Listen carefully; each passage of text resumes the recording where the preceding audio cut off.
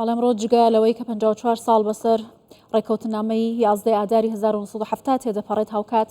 ساڵیادی ئازادکردنی هەولێرە لە ڕاپەڕینە جەماوەرەکەی خەڵکی کوردستان لە ساڵی 1992 بەڵام دوای 33 ساڵ بەسەر ڕووداوانە جگە لەوەی کە تحدیاتەکان بەرامبەر بە هەرێمی کوردستان و هەوڵەکان بۆ لەباربردنی قەواری سیاسی هەرێمی کوردستان هەر بەردەوامە بەڵام هەولێر ئێستاش ناوەندی بڕیاردان و ترافیکی دیپلۆماسی لە پایتەختی هەرێمی کوردستان هەر هەموو کێشەکان یەکلایی دەکاتەوە. لەسەرم بابەتانە قسە دەکەم زیاتر لەگەڵ میوانەکەم بەڕێز عەلی ڕەشید سەرۆکی ئەنجومەنی پارێزگای هەولێر لێرە لەگەڵمان زۆر بەخێر بێ. زۆر سپاس خاتون. 33 ساڵ بەسەر ڕاپەڕینی شاری هەولێر تێدەپەڕێتەوە ڕاپەڕینێکی تر ڕوتینێکی زیاتری بە ڕاپەڕینە گشتیەکە لە ساڵی 1991دا بەڵام هەولێر هەر هەولێرەوە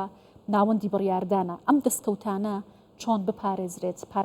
پارێزگاری لەم دەستکەوتانە ئەرکی چ لایەنێک؟ بەڵێ زۆر سپاس خاتو گوڵباخ، ڕەمەزانتان پیرۆز و یادەکانی 11 ئازار و ڕاپەڕینتان پیرۆز لە هەموو خەڵکی کوردستان. بە دڵنیاییەوە هەولێر ناوەندی بڕیاردانە و بە ناوەندی بڕیاردانیش دەمێنێتەوە. ئەمە ئەگەر بێت و قۆناغەکان لێک بدەینەوە لە بەیاننامەی 11 ئازارەوە دەست پێ بکەین کە کۆمەڵێک دەستکەوتی بۆ کوردستان و دەستێنە لە مافە یاساییەکان و کەلتوریەکان و ڕۆشنبیریەکان و پەروەردەیەکان و داراییەکانی هەرێمی کوردستان.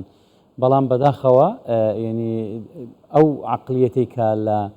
ناوەندی عێراق هەیە دائیمەن عەقلیەتێکی فاشستی و دیکتاتۆری زاڵە بەسەری. دواتر دەگەینە قۆناغی ڕاپەڕین و ئیدارەدانی هەرێمی کوردستان. ئێمە ڕۆڵی جەنابی سەرۆک بارزانی نابێت لەبیر بکەین کە لەگەڵ دابەزین یەکسەر بڕیاری هەڵبژاردننی هەرێمی کوردستانیدا کە بۆ ئەوەی دیموکراسیەت بچەسپێ.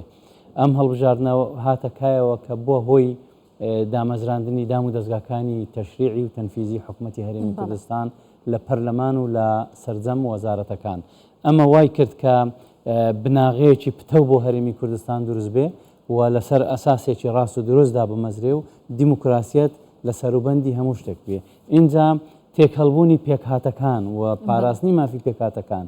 ئەمانە هەمووی ڕنگدانەوەی لە یاساکانی هەرێمی کوردستان خۆی دیتەوە. بۆیە دواتر قۆناغەکانی تری دوای ڕاپەڕین دەگەینە قۆناغی دروستبوونی عێراقی فیدراڵ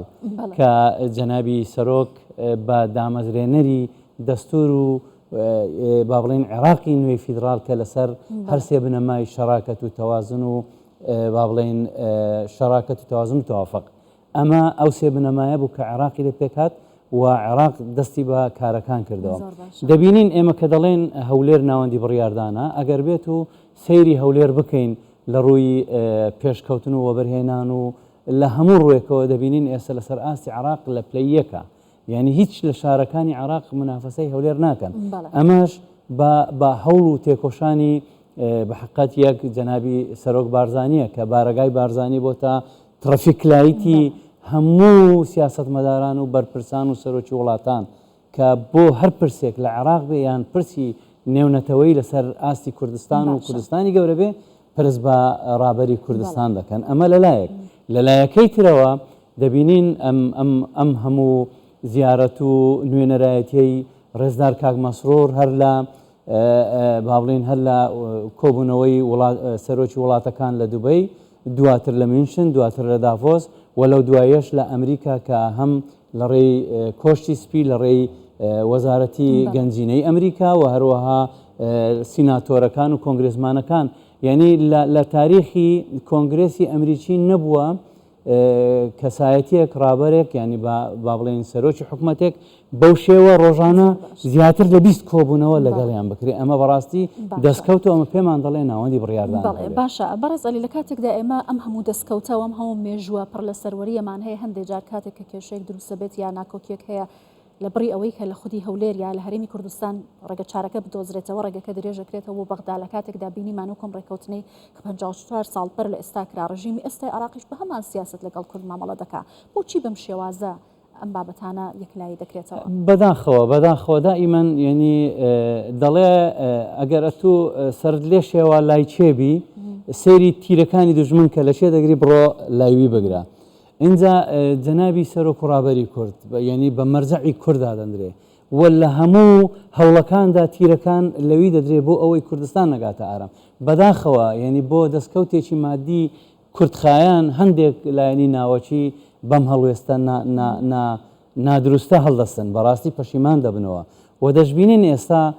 عێراق ئەو عێراقی جاران نەمایە عێراق ئێستا خەڵکانێک بەڕێوەی دەبن کە لەوانەیە لە ڕاپەڕین هە لەدایک نەبوونە بۆیە ئێمە دەڵێن پارتی دیموکراتی کوردستان کە حزبی گەورەی عێراقە ئێستا ینی گەورەترین فراکسیۆنی نێو پەرلەمانی عێراقە ئەمە بەڕاستی بە 26 نوێنەر لەوێ سەلماندی کە ئەم حزبە حزبێکی دیموکراسی و حزبێکی کوردستانیە و دەبێ هەموو ڕائەکانی بە هەند وەربگیرێ ئەمەش لەو گۆڕەوە دروست نەبووە ئەوەی کە پارتی دیموکراتی کوردستان و جەنابی سەرۆک بارزانی بە خوێنی شەهیدان هاتووە بە شۆڕش هاتووە بۆیە هەر حزبێک هەر کەسایەتێک بە خوێنی شەهیدان بێ بە بیرۆکەی کەسان و دوو کەسان لە ساحەدا لا ناچێ ئەوەی ئێستا دەگوزارێ جیاوازیەکەی ئەوەیە کە هەولێر ناوەندی بڕیاردانە لەبەر ئەوەی ئێمە بە خوێن هاتوین و ئەوانەی ئێستا لە بەغدا حکوم دەکەن هەناویشیان نەبووە ئێمە بەبیرمانە لە 91 کە هاتین و 2003 کە جەنابی سەرۆک پێداکۆشی لەسەر دەستور کرد و بنەماکانی دیموکراسی چەسپاند بەڕاستی بە شاهێدی سەرکردەکانی کوردی ئەو کات ئەمە بەڕاستی ئەمە هەمووی دەستکەوتە ئەمە پێمان دەڵێ دەبێت هەولێر ناوەندی بڕیاردان بێت باشە 33 ساڵ ماوەیەکی زۆر کەم نییە بۆ ئەوەی کە بتوانرێت لەو قۆناغەوە تا ئێستا ئەم ئاوەدانی کە بنیاد نراوە ئارامەیە کە لە هەرێمی کوردستان هەیە بێتە ئاراوە بەڵام ئەبینین کە پێکەوە ژیان لە هەرێمی کوردستانیش دەکرێتە ئامانج لەلایەن دادگای باڵای فدراڵیەوە بەڵام هەموو کاتێک کورد پارێزگاری لە ئەو دەستکەوتانە کردووە وەکو سەرۆکی ئەنجومەنی پارێزگای هەولێر ئەم گۆڕانکاریانە چۆن دەبینن چۆن دەکرێت لەم قۆناغەدا هەولێر بپارێزرێت بەڵێ بەجددی پرسیارەکەت لە شوێنی خۆیتی ئەمە دەبینین دادگای فیدراڵی دەستێوەردانێکی زۆر وازەح لە هەموو پرسە دەستوریەکان و پرسە یاساییەکانی هەرێمی کوردستان دەکا ئەمە بەڕاستی لە دەسەڵاتی ئەودانیە بەڵام ئەم بڕیارانە دەدا بە تایبەتیش لەو دواییە کە بڕیاری دەستێوەردان لە یاساکانی هەرێمی کوردستان دەکات کە ئەو دەستگایەکی یاساداهێنەر نییە چونکە بەڕاستی یاسای هەموار کردەوە بە بڕیارەکانی بۆیە دەڵێن ئەمە بڕیارێکی چەوتە و هەڵەیە و دەشگەڕێنەوە ڕای ڕاست و دروست سەردەکەوێت پێکهاتەکان ینی دەبێ نوێنەرایەتی لە پەرلەمانی هەرێمی کوردستان بکەن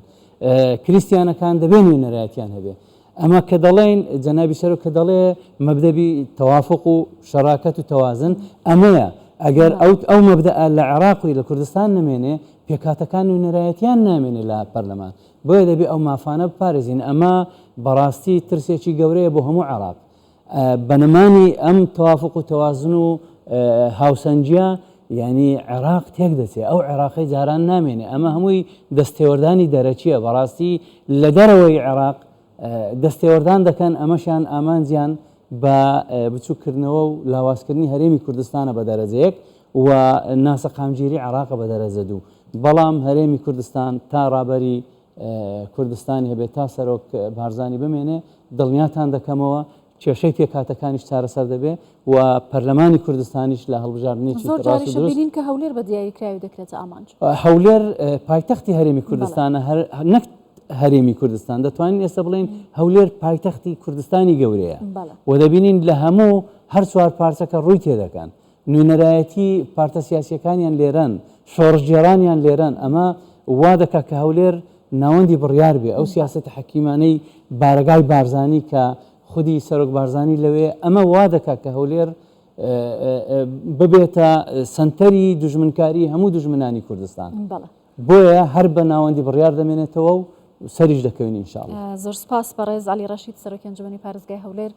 لە کوردستان 24 لەگەڵ زۆر سپاس خاتوو گەڵباس سپاس بۆ ئێوە